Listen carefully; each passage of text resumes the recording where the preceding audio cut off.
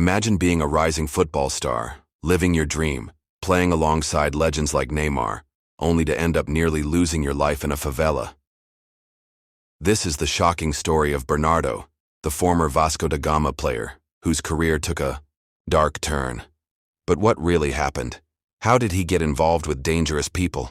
And who was the unexpected hero that saved him from a tragic fate? Stay with me, because today we uncover the incredible and terrifying story of Bernardo. Welcome to Discover Brazil. Here we bring you the real and hidden stories about Brazil, ones the world rarely hears about. If you're interested in football, scandals, untold truths, and the raw reality of Brazil, make sure to subscribe and turn on notifications. Now let's dive into one of the most shocking stories in Brazilian football. Bernardo Vieira de Souza was once a promising talent in Brazilian football. Born in Sorocaba, São Paulo, he quickly gained attention for his speed, dribbling skills, and goal-scoring ability. He played for Cruzeiro, Goiás, and eventually became a key player at Vasco da Gama. He was even friends with Neymar, hanging out with Brazil's top footballers. Fans saw him as a future superstar, but off the pitch, things were different. While Bernardo was shining in football, he was also getting involved in a dangerous lifestyle, one that would nearly cost him his life. At the height of his career, Bernardo found himself entangled in gambling, parties, and dangerous people. One night in 2014, he made a mistake that could have been fatal.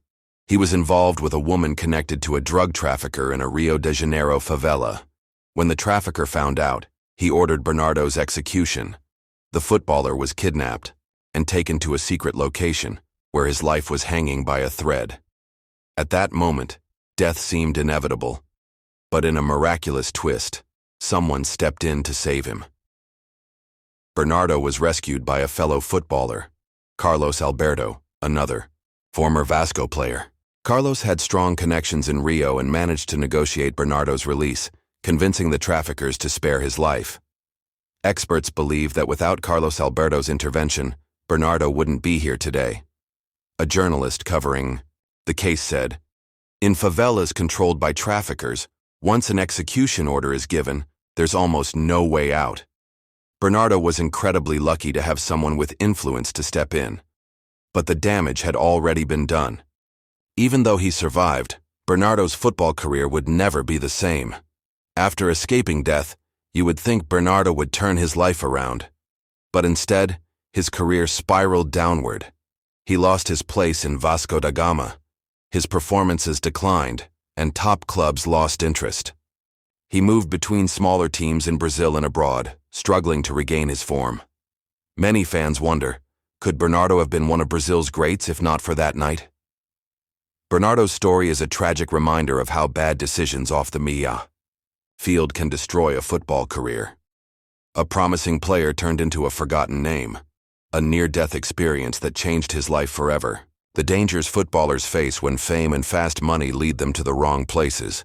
Even Neymar, his close friend, continued rising to global stardom, while Bernardo struggled in the shadows. Bernardo had talent, fame, and connections with some of the biggest footballers in Brazil, but one wrong move almost cost him everything. Now I want to hear from you. Do you think Bernardo could have been a football legend if he had made better choices? Or was his downfall inevitable? Leave your thoughts in the comments below. Subscribe to Discover Brazil for more shocking football stories and the untold truths of Brazil.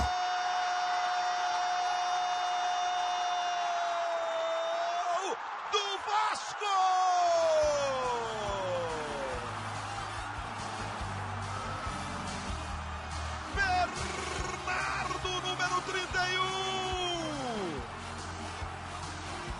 Vai às lágrimas o jogador do Vasco. Ele cabeceia, Cavalieri opera o milagre.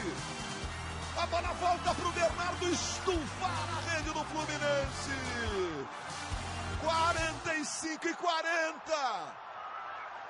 O Vasco faz 2-1. O campeonato ainda não acabou. Temos mais 4 minutos ainda para definição se o título acontece hoje ou domingo que vem. Bernardo, é muita adrenalina. Diz aí, Júnior. o Alexandre novamente, Luiz, como protagonista, né? Colocou uma bola realmente espetacular para o Bernardo. Na primeira defesa, o Diego não conseguiu segurar, ele vinha